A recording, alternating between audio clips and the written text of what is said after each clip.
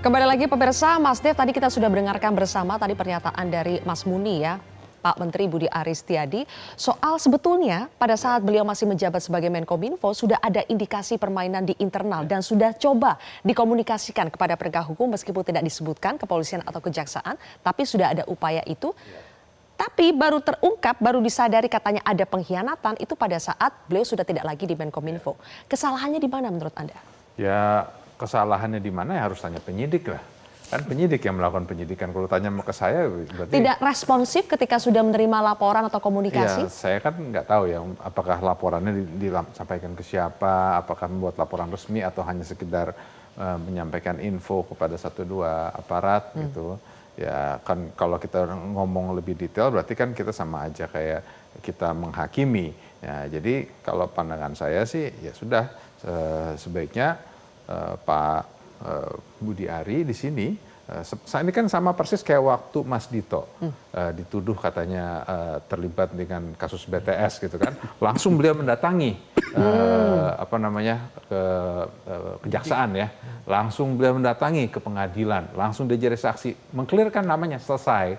Nah, maksudnya tidak perlu tunggu dipanggil, ya, bisa inisiatif. Bisa inisiatif. Okay. Nah itu kan menunjukkan bahwa saya tidak terlibat gitu ya. Saya tidak mengatakan apa-apa, saya hanya memberikan contoh.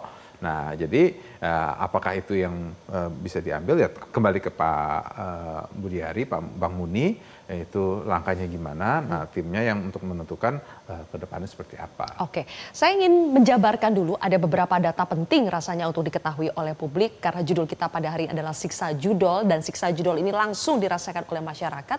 Kita ingin tahu bagaimana sebetulnya perkembangan masifnya judi online di Indonesia.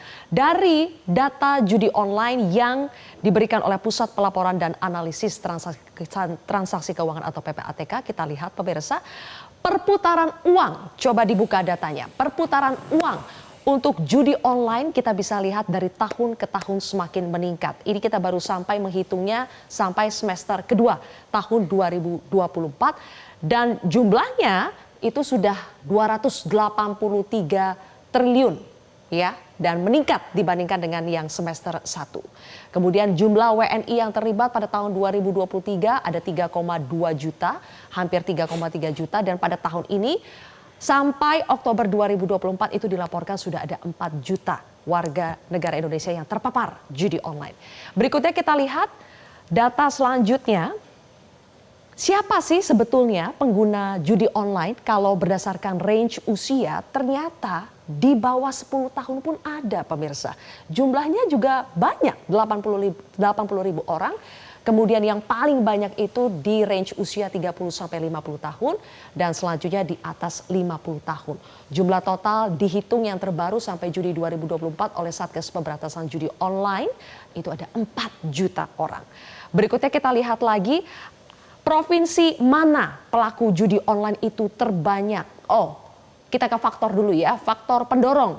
Apa saja faktor pendorong melakukan judi online? Setelah diriset oleh quitgamble.com, faktor ingin cepat kaya itu menduduki urutan pertama, melupakan masalah kedua, yang ketiga hiburan, selanjutnya adalah faktor-faktor yang terkait dengan ekonomi, ada bayar utang, ya, bayar utang tapi ngambil pinjol. Juga ada faktor lainnya seperti bosan, kesepian juga ada, dan interaksi sosial juga ada. Oke, ada data berikutnya yang terkait dengan provinsi mana? Ini saja? Oke, saya ingin langsung tanya kepada... provinsinya. Oh, kalau berdasarkan provinsi ini sebarannya. Yang terbanyak ditemukan di Jawa Barat, 500 ribu lebih penggunanya. Disusul kemudian Jawa Tengah, Jakarta, kemudian Jawa Tengah. Selanjutnya ada di Banten dan Jawa Timur. Jadi masih didominasi di Pulau Jawa.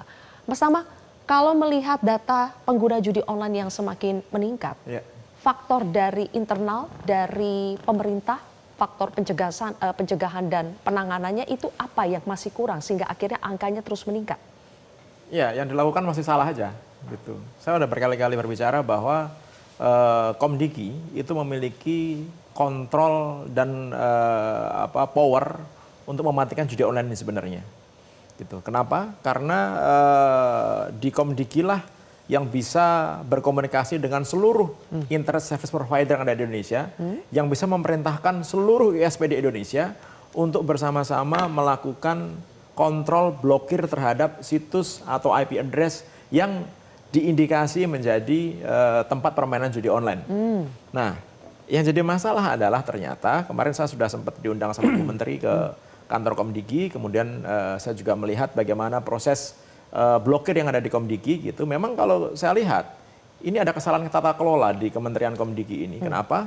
Karena direktorat yang melakukan, kalau tadi Pak Menteri bilang melakukan pengumpulan informasi sama direktorat yang melakukan take down itu beda gitu. Jadi ketika informasi itu dikumpulkan sama tim crawling ini gitu, kemudian informasi itu diberikan kepada tim direktorat take down, itu tim verifikasi nggak bisa melakukan verifikasi itu. Apakah yang diberikan itu sudah diblokir atau belum? Sehingga Harusnya disamakan ya? harusnya ada informasi bahwa ketika diberikan data-data yang harus diblokir itu diinformasikan balik ini sudah diblokir gitu. Oh, di-report kembali. Ternyata ini tidak gitu. Jadi yang dilakukan oleh tim blokir ini itu tidak terverifikasi. Sehingga Sehingga ada potensi ada penyalahgunaan wewenang yang ternyata memang terjadi gitu.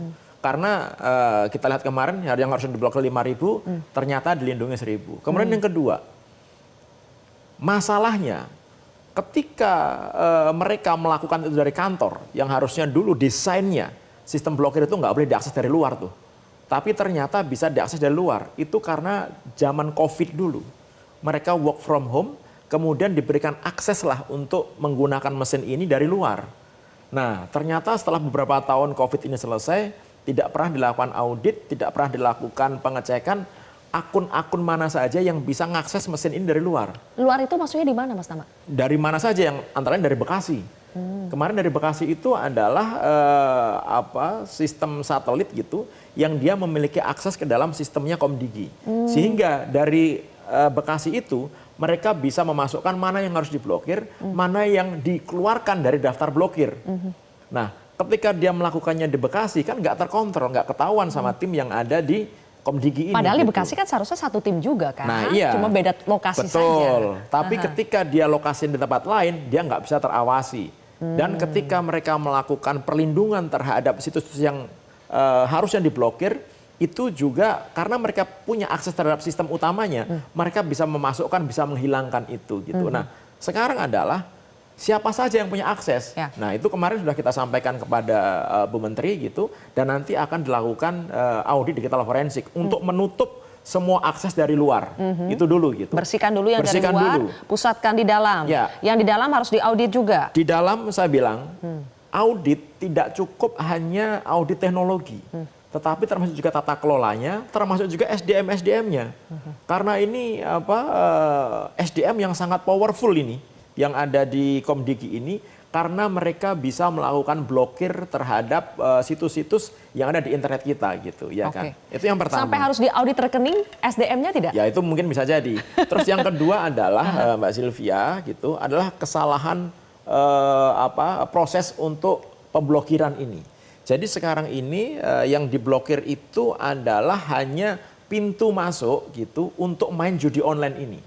Tapi server judi online-nya itu tidak diblokir. Nah, saya nggak tahu nih kenapa kok bukan servernya yang diblokir, tapi malah pintu masuknya yang saya sering bilang itu landing page-nya yang diblokir gitu. Sehingga berapapun yang diblokir, jutaan yang diblokir itu tidak akan mematikan judi online karena servernya tetap hidup. Orang ketika ini diblokir, website yang diblokir, Komdigi ngeblokir 1, besok tumbuh 1.000 tuh, beneran. Karena mereka punya sistem yang bisa meng-create 1.000 website sekaligus dalam sekali klik. Baik. Gitu. Menarik, nanti saya akan dalami Mas Tama, tapi saya harus pindah dulu ke Mas Reza. Mas Reza, tadi kita juga lihat berbagai alasan faktor pendorong orang menggunakan judol. 3 teratas itu tadi adalah ingin kaya, kemudian juga hiburan, satu lagi apa tadi itu? Pertanyaan saya, bayar utang itu poin keberapa itu? Poin keempat ya. Tapi intinya Mas Reza, 3 alasan utama itu tadi adalah melupakan masalah, ingin cepat kaya, melupakan masalah, dan hiburan. Dengan 3 alasan utama ini, apakah akan sulit meliterasi masyarakat untuk tidak main judol kalau 3 alasan utamanya saja itu? Jelas tidak sinkron satu sama lain antara yang kita perbincangkan di sini dengan apa data yang ditampilkan. Begini, Ketika kita meninjau masalah judi online Indonesia, saya sepakat bahwa persoalan ini paling tidak untuk saat ini disikapi sebagai persoalan yang amat sangat kritis. Alhasil kita cuma punya pilihan satu. Lihatlah persoalan ini sebagai hitam putih saja. Jahat, tidak jahat. Yang melakukan jahat, yang tidak melakukan berarti tidak jahat. Yang melakukan pidana. Tetapi data yang tadi diperlihatkan oleh Metro TV menunjukkan kepada saya bahwa ternyata angka-angka itu tidak serta-merta meyakinkan kita bahwa masalah judi online sebatas masalah pelanggaran hukum. Sehingga dimensi judi online ini sekali lagi tidak hanya pada aspek pidana atau penegakan hukum, tapi perkiraan saya paling tidak ada 3 dimensi lainnya yang juga perlu mendapat perhatian secara proporsional. Ya. Dimensi yang kedua misalnya, saya menangkap kesan bahwa sebagian orang aktif dalam judi online tanda petik semata-mata untuk tujuan rekreasional, tujuan sosial. Misalnya ada sebuah hajatan, di situ ada aktivitas judi, maka pengunjung kemudian ikut berjudi. Tapi ketika hajatan bubar, maka aktivitas judi pun selesai. Itu tujuan rekreasional, untuk mencairkan suasana, masuk ke dalam sebuah situasi kelompok. Dimensi yang ketiga, ini yang parah saya pikir, adalah ketika seseorang sebutlah sudah mengalami adiksi. Nah, konsekuensinya apa? Ya kalau kita mau konsekuen, ketika seseorang sudah mengalami adiksi dalam kurung penyakit, maka penanganan yang paling tepat bukan penegakan hukum, semestinya rehabilitasi. Dimensi yang keempat, ini menurut saya juga parah. Yaitu bagaimana ada orang-orang tertentu yang secara sengaja mengisi periuk nasinya dalam kurung berprofesi sebagai pejudi. Dia rutin ikut judi taruhan sepak bola misalnya, atau sejenisnya. Nah, tambah lagi kalau kemudian profesinya berkembang biak, beranak pinak menjadi profesi yang jahat. Seperti yang tampaknya sedang kita perbincangkan malam ini. Ringkas kata, ringkas cerita, kalau 4 dimensi ini betul-betul kita coba telaah, maka sah sudah. Penegakan hukum merupakan hal yang sangat penting. Sekali lagi saya ingin garis bawahi, penegakan hukum sepatutnya dikedepankan, paling tidak untuk saat ini. Tetapi tersisa ada 3 dimensi lainnya yang menurut saya tidak akan teratasi seandainya kita hanya terfokus semata pada dimensi penegakan hukum. Oke, jadi sebetulnya pengguna judi online itu dia pelaku atau korban? Boleh kita bahas nanti ya, tapi kita harus jeda terlebih dahulu pemirsa. Kontroversi akan kembali sesaat.